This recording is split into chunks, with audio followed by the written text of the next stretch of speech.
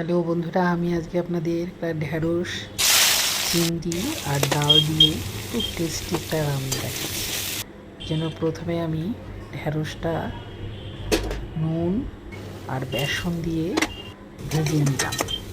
এবারে মসুর ডালটা অল্প জল দিয়ে ফাটা ফাটা করে সেদ্ধ করে চিংড়ি মাছটা কেটে নিলাম, দিয়ে ফোড়ন দিলাম শুকনো লঙ্কা, কালো জিরে, পেঁয়াজ, কাঁচা লঙ্কা দিয়ে চিংড়ি মাছ কুচিটা দিয়ে হালকা নেড়ে চেড়ে এবারে হলুদ, লঙ্কার গুঁড়ো দিয়ে একটু জিরের গুঁড়ো দিলাম, দিয়ে এবারে ঢ্যাঁড়স ফ্রাইটা দিয়ে দিলাম, সেটা বেসন দিয়ে ভেজেছিলাম।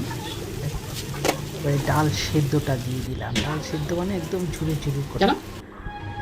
এবারে চিনি দিলাম, দিয়ে নেড়ে চেড়ে হয়ে গেল আমাদের ঢ্যাঁড়স চিংড়ি। দারুণ টেস্টি। ধনেপাতা ছড়িয়ে